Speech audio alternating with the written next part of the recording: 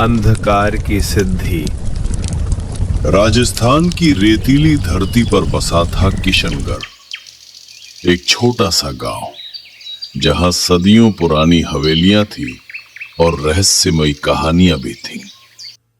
गांव के बीचों बीच खड़ी थी ठाकुर सूर्य प्रताप सिंह की विशाल हवेली, जिसके पत्थरों की दीवारें और नक्काशीदार लकड़ी की छतें समय की गवाही देती थीं। ठाकुर सूर्य प्रताप गांव के सम्मानित सरपंच थे। उनकी मृत्यु के बाद उनकी संपत्ति उनके दोनों बेटों में बटी, बड़ा बेटा राजेंद्र और छोटा हरेंद्र। वसीयत में सब कुछ बराबर बांटा गया। 50 एकड़ उपजाऊ जमीन, 4 गहरे कुएं, सोने चांदी के कीमती गहने और वो भव्य हवेली। लेकिन संपत्ति के साथ एक छिपा हुआ श्राप भी था, जो पीढ़ियों से चला आ रहा था।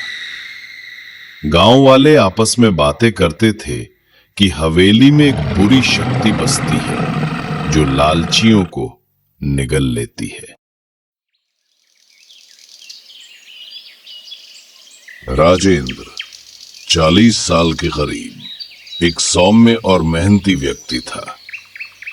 वो सुबह खेतों में जाता, बैलों से हल चलाता और शाम को मंदिर में दीपक जलाता।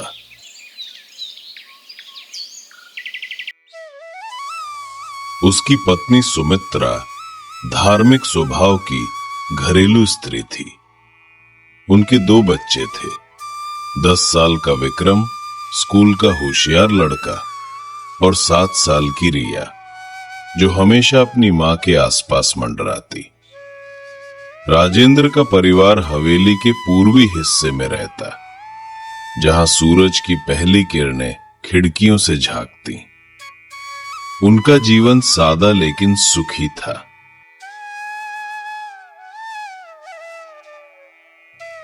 राजेंद्र को यह अंदाजा भी नहीं था कि हरेंद्र उससे जलता है।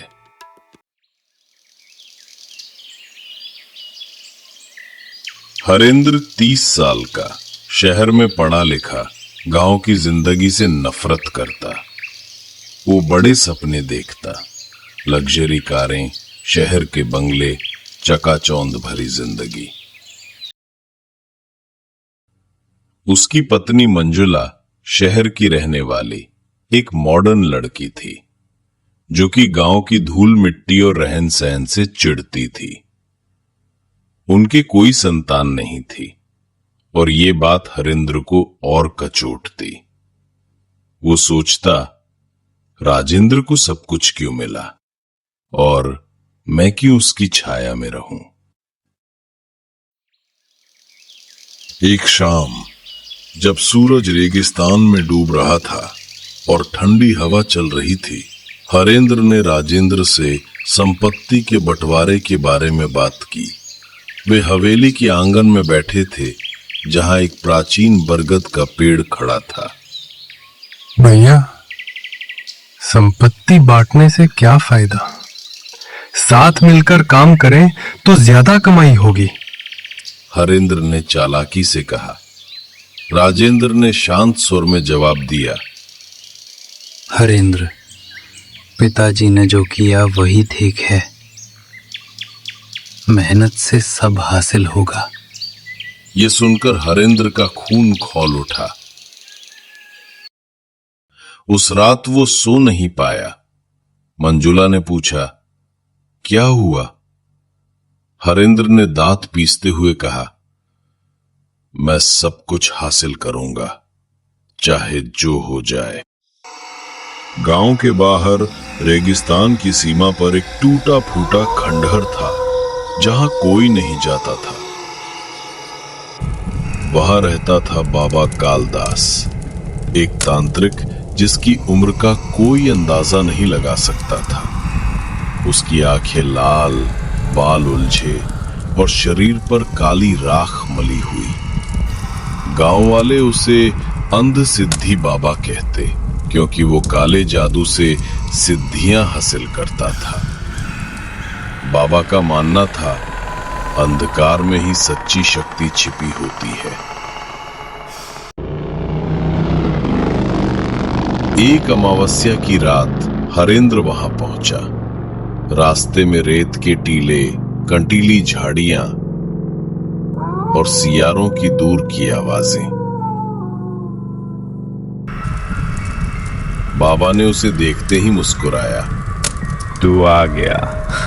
लालच की गंध दूर से आती है। हरेंद्र ने घुटनों पर बैठकर सब बता दिया। भाई की संपत्ति, उसकी मौत की इच्छा। बाबा ने ठहाका लगाया। ये मारण विद्या है। ये तुझे सब देगी, लेकिन बदले में तेरी आत्मा मांगेगी।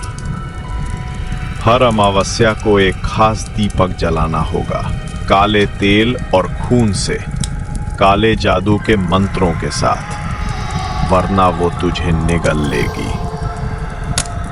हरेंद्र ने सोचा, मैं इतना कमजोर नहीं, और हामी भर दी। अनुष्ठान शुरू हुआ। पहली रात बाबा ने चावल के आटे से एक गोला बनाया। बीच में राजेंद्र के बाल रखे, जो हरेंद्र ने चुपके से चुराए थे।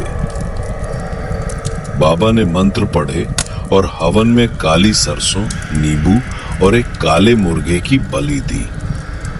खून की बूंदें हवन कुंड में गिरी और धुआं उठा, जैसे आत्माएं जाग रही हों। हरेंद्र को लगा कि कोई उसकी पीठ के पास सांस ले रहा है, लेकिन पीछे मुड़ा तो वहां कुछ नहीं था। दूसरी रात राजेंद्र के पसीने से भीगे कपड़े उसने बाबा को लाकर दिए। बाबा ने उसे जलाया और राख से एक यंत्र बनाया। मंत्र थे काले जादू के, जो काली शक्तियों को बुलाते। हरेंद्र का शरीर कांपने लगा, लेकिन वो फिर भी वहीं रुका रहा।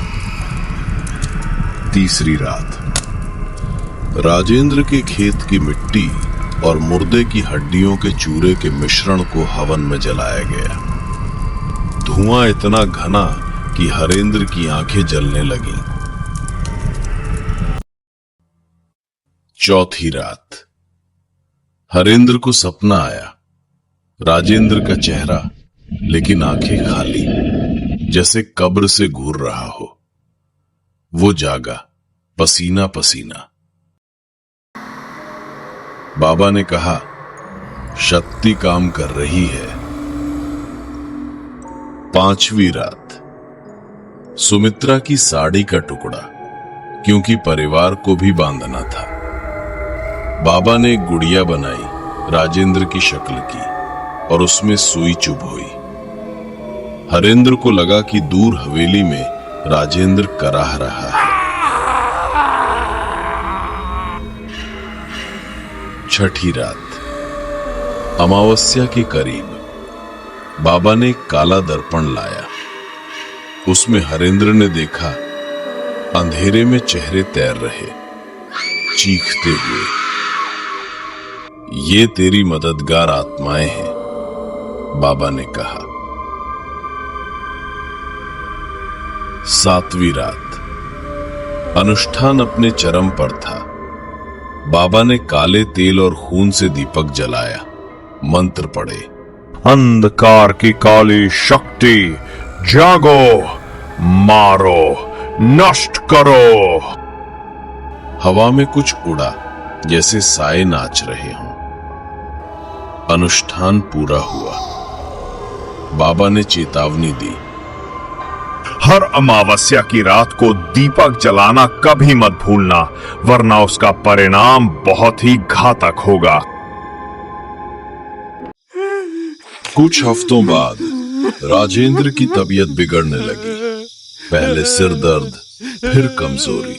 वो अब खेत पर नहीं जा पाता और बस बिस्तर पर ही पड़ा रहता। सुमित्रा ने डॉक्टर बुलाए, लेकिन उन्होंने कहा कि सब नॉर्मल है। गांव वालों ने कहा, बुरी नजर है, पंडित को दिखाओ। पंडित ने पूजा की, हवन किया, लेकिन कोई फायदा नहीं। रातें राजेंद्र के लिए नरक बन गई। सपने आते, एक काला साया जो उसका गला दबाता, फुसफुसाता, तेरा सब कुछ अब मेरा होगा। वो जागता, चीखता। विक्रम और रिया डर जाते। सुमित्रा रात रात जागती, लेकिन डर कम नहीं होता। एक रात राजेंद्र ने सुमित्रा से कहा, मुझे लगता है कोई काला जादू है, हरेंद्र से सावधान रहना। अगली सुबह वो उठा नहीं, उसकी सांसें थम गई। गांव में शोक की लहर दौड़ गई। अंतिम संस्कार में हरेंद्र ने दिखावे के आंसू बहाए, लेकिन मन ही मन वो बहुत खुश था। हरेंद्र ने अब अपना खेल शुरू किया। उसने वकीलों को रिश्वत दी, वसीयत बदलवाई, दावा किया कि पिताजी ने आखिरी समय में सब उसे दे दिया था। सुमित्रा ने कोर्ट में केस किया, लेकिन सबूत न होने के कारण वो केस हार गई और उसे बच्चों समेत हवेली से निकाल दिया गया। वे गांव के बाहर एक टूटी झोपड़ी में रहने लगे। सुमित्रा मजदूरी करती, विक्रम और रिया ने स्कूल छोड़ दिया। लेकिन हरेंद्र ही चाहता था कि वो लोग आगे चलकर उसके लिए कोई समस्या पैदा करें। इसलिए एक रात उसने उनकी झोपड़ी में आग लगवाकर उनकी भी हत्या करवा दी। हरेंद्र अब सारी प्रॉपर्टी का मालिक था। उसने हवेली सजाई, नई कारें खरीदी, पार्टियां शुरू की। मंजुला बहुत खुश थी। वो शहर की सहेलियों को पार्टी के लिए बुलाती। लेकिन पहली अमावस्या आई और हरेंद्र दीपक जलाना भूल गया। पहले कुछ नहीं हुआ। वो सोचता, बाबा बस फालतू में उसे डराता है।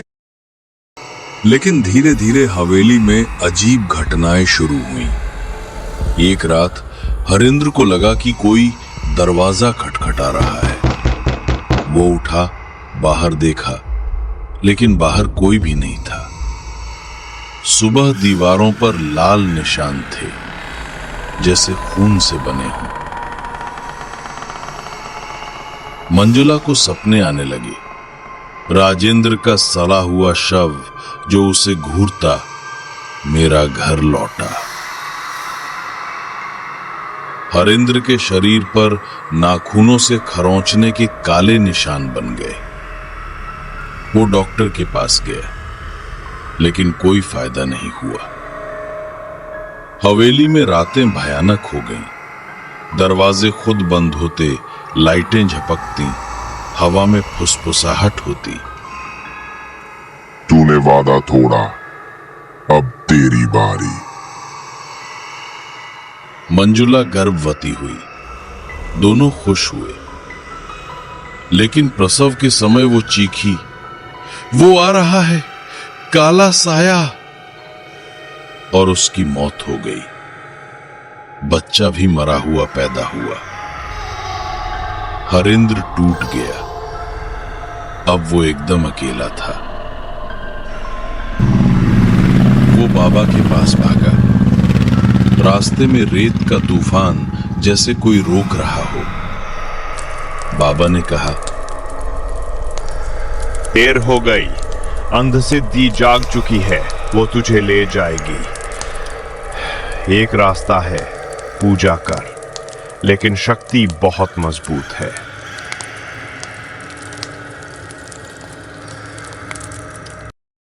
हरेंद्र ने कोशिश की। पंडित बुलाए, हवन कराए, मंत्र पढ़े, लेकिन रातें और भयानक होते गईं। अब सपनों में राजेंद्र ही नहीं, बल्कि उसका पूरा परिवार, सुमित्रा, विक्रम, रिया हरेंद्र को दिखाई देते। चाचा, तुमने हमारे साथ ऐसा क्यों किया? हवेली में चीजें उड़ती, किताबें, बर्तन, कांच। गांव वाले डरने लगे, हवेली से दूर रहते। हरेंद्र पागल सा हो गया, दिन रात मंत्र बड़बड़ाता, लेकिन कुछ नहीं होता। एक अमावस्या की रात, अंधेरा बहुत ही घना था। हरेंद्र ने दीपक जलाने की कोशिश की, लेकिन हाथ कांपते। हवा चली और दीपक बुझ गया। कमरे में एक डरावना काला साया आया। हरेंद्र चीखा, मुझे माफ कर दो। लेकिन साये ने उसका गला पकड़कर उसे हवा में उठा दिया। सुबह गांव वालों ने दरवाजा तोड़ा। हरेंद्र फंदे से लटका था, चेहरा नीला पड़ चुका था और आंखें बाहर आ गई थीं। मुंह से काली राख निकल रही था। कमरे में हर ओर सड़ी दुर्गंध फैली हुई थी। वो हवेली अब श्रापित हो चुकी थी। हर अमावस्या की अंधेरी रात को एक दीपक खुद जलता और आवाजें गूंजती, लालच मत करो। गांव वाले कहते, अंधकार की सिद्धि कभी माफ नहीं करती। ये कहानी सिखाती है कि लालच की आग में जलकर इंसान सिर्फ राख बन जाता है।